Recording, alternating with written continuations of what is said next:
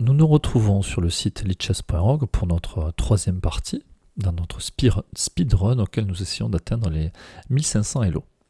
Nous jouons en partie rapide, en format 10 minutes plus 5 secondes de rajout par coup.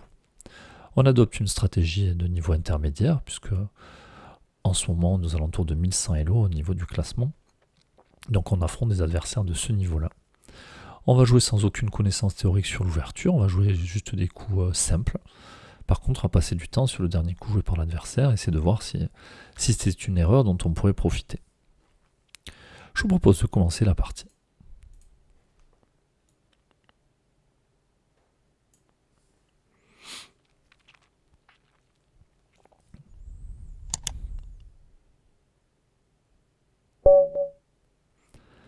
Alors, nous affrontons No Mendoza, ou classé 987, il y a un petit écart.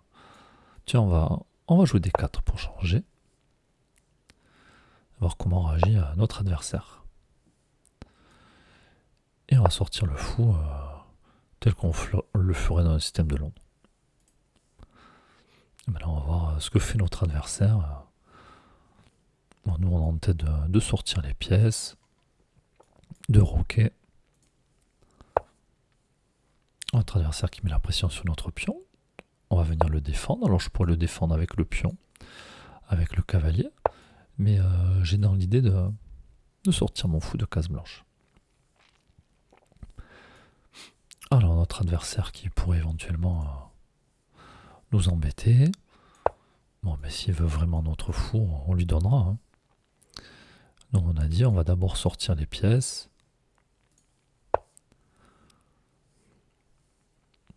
Et puis roquer. Alors, je pourrais venir ici en D3, mais peut-être que mon adversaire en profiter pour installer un cavalier, qui sera défendu par le pion, par le fou. Peut-être qu'il va vouloir échanger des pièces. Après, je suis pas obligé de jouer comme si c'était vraiment un système de Londres. Je peux très bien déplacer mon fou. D'ailleurs, je suis pas obligé de le placer tout de suite. Hein. Alors, je m'intéresse aussi à la poussée du pion C. Est-ce que je vais vouloir venir en C3 ou en C4 ?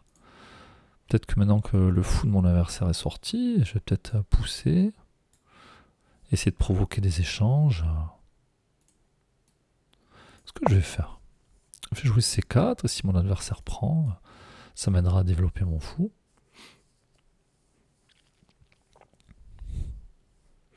Peut-être aussi amener la dame pour mettre de la pression.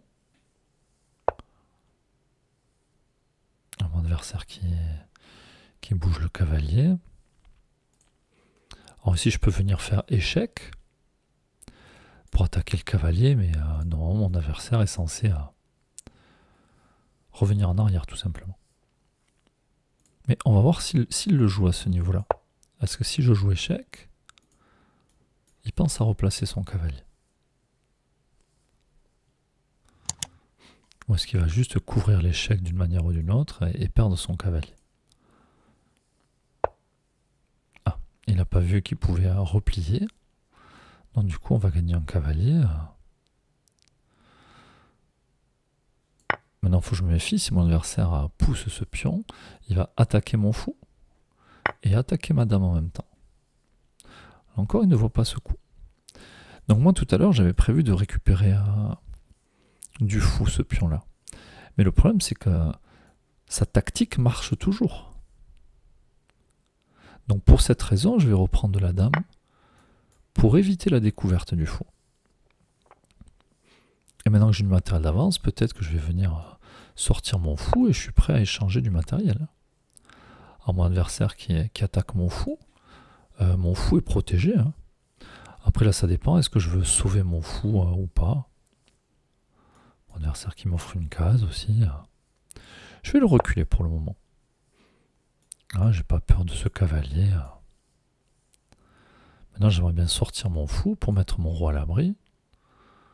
Parce que si l'adversaire vient me mettre échec, si je dois couvrir du cavalier, il va pouvoir reprendre ici. Alors, madame qui est menacée, il faut que je fasse attention où je replie ma dame pour pas la perdre. Il faut que j'anticipe un coup comme celui-là.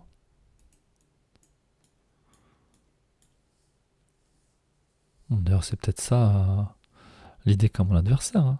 Venir placer le cavalier, mettre la pression pour la fourchette.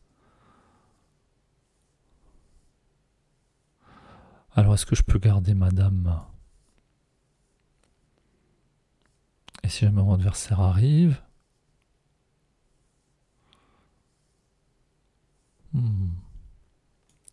Peut-être qu'il faudrait que je pousse.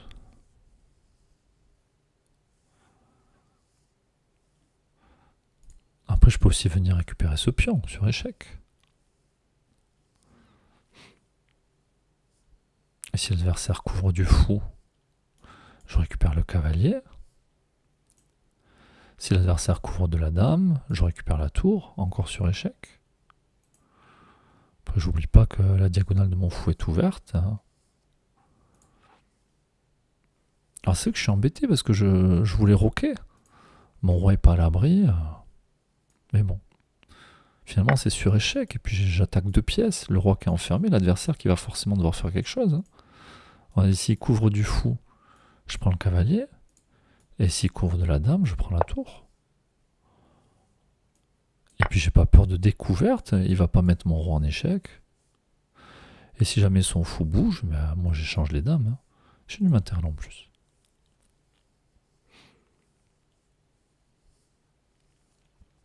Alors maintenant, j'aimerais bien sortir mon fou.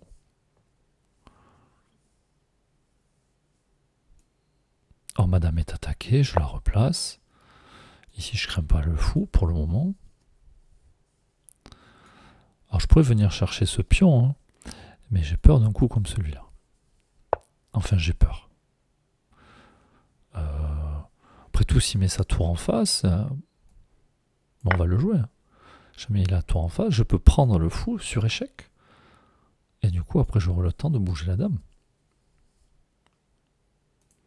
Donc c'est ce que je fais ici. Et puis là, j'ai qu'à en profiter pour échanger du matériel. Parce que maintenant qu'il n'y a plus le roi, je pourrais être embêté par un coup comme celui-là. Et je rock. Allez, mon roi est à l'abri. Il me reste juste à sortir ce cavalier. Ah, faut que je méfie, ma dame est attaquée. Maintenant, où placer la dame? Donc si je la déplace, mon pion aussi va être attaqué. Donc j'essaie de déplacer la dame pour être à la défense de ce pion.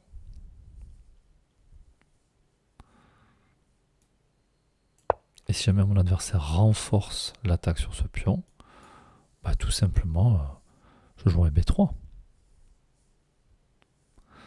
Et s'il vient la tour en face de ma dame, je pourrais encore décaler la dame. Ou alors même sortir le cavalier. Alors ma question c'est où est-ce que je place le cavalier?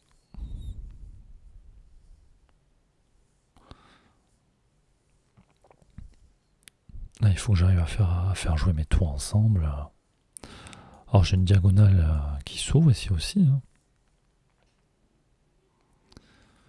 Je peux gagner un tempo en menaçant la dame, mais est-ce que ça m'apporte quelque chose? Je suis pas sûr. Après j'ai le fou qui attaque la tour. C'est peut-être ce que j'aurais dû jouer le coup d'avant. Hein. Ici j'ai vu la menace sur ma dame, j'ai pensé à mon pion, mais en fait depuis tout à l'heure... mais maintenant est-ce que je veux sacrifier mon fou pour cette tour? Bon, je pense que oui. Hein. J'ai du matériel d'avance.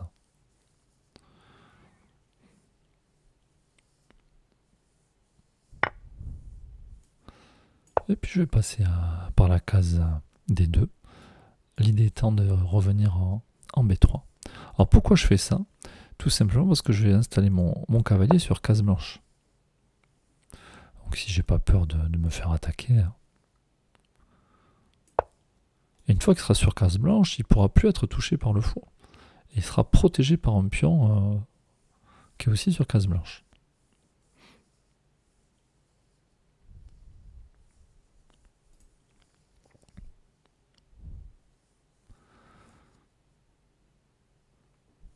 Alors, que va faire notre adversaire ici?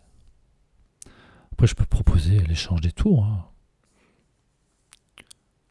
Alors, mon adversaire qui va proposer l'annulation du coup, mais il n'a pas joué. Ah, notre adversaire qui préfère abandonner. Alors là, on avait plus 10 au niveau matériel. Je crois que la partie n'allait pas trop durer. Bon, on n'a quand même pas fait attention, on aurait dû prendre la tour avec le fou au moment où il nous a menacé la dame.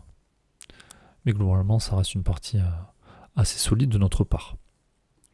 Alors je vous propose de regarder l'analyse et demander à l'ordinateur ce qu'il en a pensé.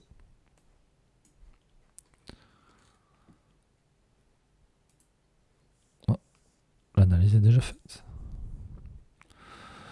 Donc avantage blanc, avantage blanc. Et oui, donc on l'a dit, ce coup-là, où on met échec, tout simplement il fallait qu'il replie son cavalier. C'est qu'il a l'impression d'être venu pour rien. Bon, c'est un piège que j'ai tenté contre des joueurs avec un elo supérieur, j'aurais même pas essayé. Mais c'est vrai que des fois, des joueurs aux alentours de 1000 elo, voilà, des joueurs intermédiaires, un peu plus faibles, ils pensent pas à revenir en arrière là-dessus. Oups. Alors, pas d'erreur pour les blancs. Bon, nous, on a quand même trouvé une, globalement. Alors, au niveau du score, 94% de précision pour nous, 74% pour notre adversaire. L'ordinateur qui ne nous met pas de gaffe, pas d'erreur. Bon, c'est surprenant, j'ai envie de dire. Est-ce qu'on pourrait pas revenir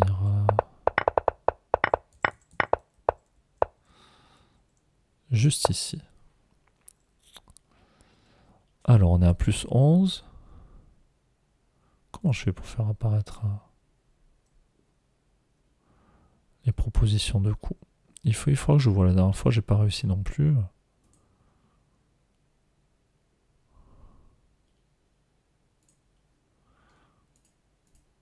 Bon.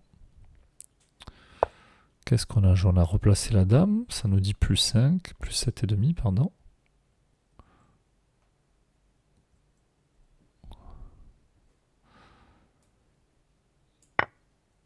Ah ouais, pour moi, il fallait prendre la tour. Bon, mais notre bout de chemin continue. J'espère que la partie vous aura plu, même si elle fut assez courte. Et puis on se retrouve prochainement pour le 4e épisode. À bientôt!